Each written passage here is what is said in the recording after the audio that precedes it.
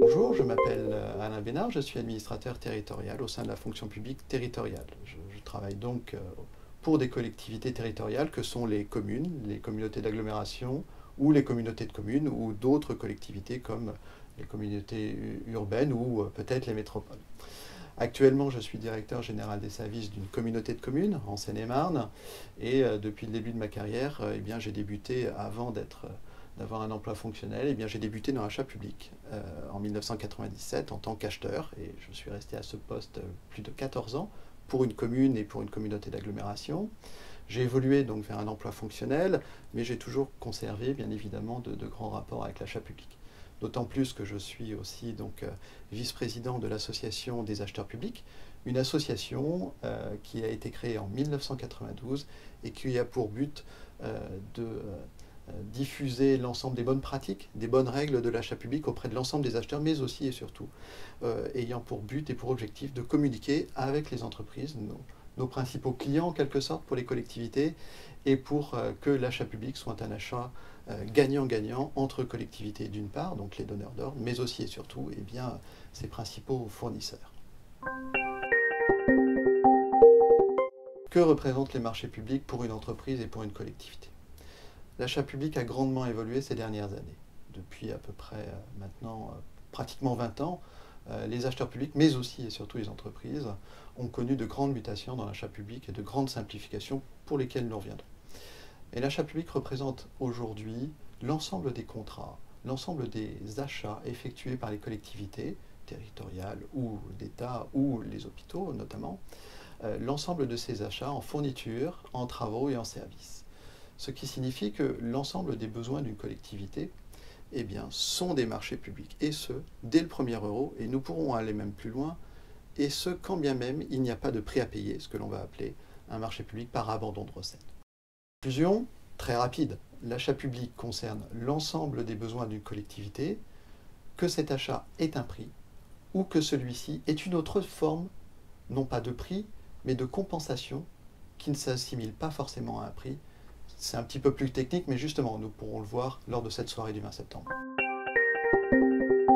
Quels sont les a priori des entreprises face au marché public?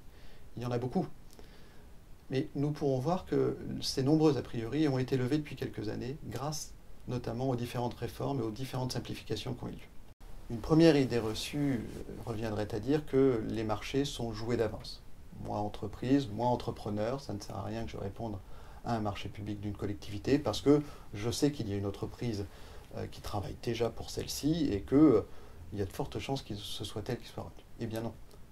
Là encore, la réglementation, mais aussi les mentalités de chacun ont grandement évolué depuis ces 20 dernières années. L'ensemble des marchés publics sont bien évidemment ouverts à toutes les entreprises candidates et l'ensemble des procédures ont été grandement simplifiées. Deuxième idée reçue, je suis une jeune entreprise, je viens de me créer, je n'ai pas de référence, je ne vais pas pouvoir candidater, ma candidature ne va pas être retenue. Eh bien non, la réglementation, là encore, a grandement évolué, c'est simplifié, et c'était inscrit noir sur blanc. Même si une entreprise n'a pas de référence, même si une entreprise a à peine débuté son activité ou vient de se créer, bien évidemment, eh bien celle-ci peut répondre à un marché public, et sa candidature sera analysée comme toutes les autres. Troisième idée reçue que nous pouvons évoquer ensemble, celle de se dire que les marchés publics, c'est compliqué, ça demande beaucoup de paperasse. Je suis chef d'entreprise, je n'ai pas le temps d'y répondre.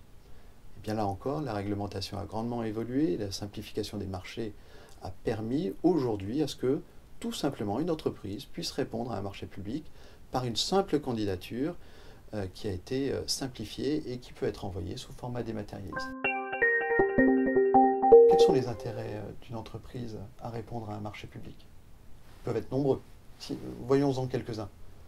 Un premier intérêt serait par exemple l'image de l'entreprise face à des usagers ou à des habitants pour lesquels l'entreprise a réalisé des travaux, a fourni du mobilier urbain ou du mobilier scolaire ou dans une bibliothèque, a fourni l'ensemble des matériels.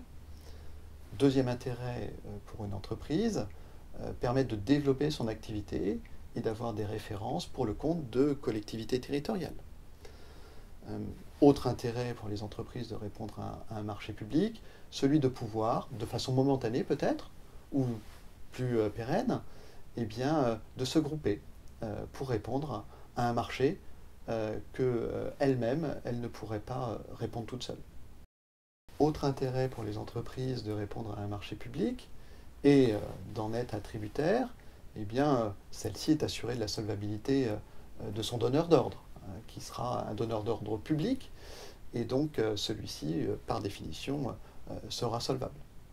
Notre intérêt, par exemple, serait celui pour une entreprise eh bien, de créer en son sein un secteur dédié à la commande publique, un département avec, pourquoi pas, un agent spécialisé, pour ne répondre qu'à certains domaines de son activité auprès de donneurs d'ordre publics, et avoir ainsi eh bien, de nombreuses références dans le domaine de la commande publique, et asseoir peut-être aussi son image et son aura, aussi bien commande privée que commande publique.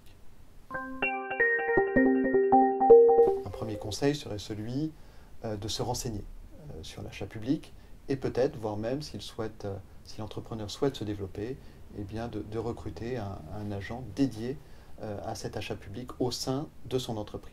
Autre conseil pour les entreprises, de ne pas hésiter, dès qu'elles ont une question, eh bien, à poser celle-ci par écrit, ou alors peut-être par téléphone, de poser la question à la collectivité qui lance le marché.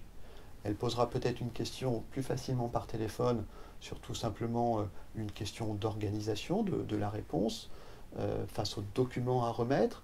En revanche, si c'est des questions techniques, là, il conviendra de suivre la procédure de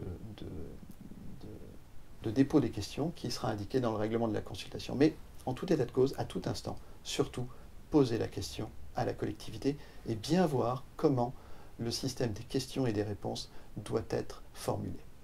Autre conseil aux entreprises, celui de se dire « à cœur vaillant, rien d'impossible ». Persévérez. Si vous n'avez pas été retenu pour une procédure, continuez. Peaufinez vos mémoires techniques, vos offres, et profitez d'un éventuel échec pour mieux rebondir et de nouveau recandidater à une autre procédure. Enfin, un dernier conseil, n'oublions pas la formation, aussi bien du côté des acheteurs publics que des entreprises. L'achat public a grandement évolué ces 20 dernières années. Si nous souhaitons être partenaires aussi bien du secteur collectivité que du secteur privé, il faut que tous les deux nous sachions de quoi nous parlons. N'oublions pas de former nos propres agents qui participent à cet achat public. En guise de conclusion, je voudrais simplement insister sur le fait que la commande publique est encore en pleine mutation. Nous avons vu ces dernières années que de grandes évolutions réglementaires ont fait évoluer celle-ci. Donc c'est le moment. C'est le moment pour vous les entreprises de répondre, de prendre le train en marche et de répondre aux besoins des collectivités qui ont tout fait de part et d'autre pour simplifier celle-ci. Et ce besoin des collectivités, n'oublions pas aussi que c'est pour répondre aux besoins des habitants, aux besoins des usagers. Et ça, pour une entreprise, c'est une belle finalité.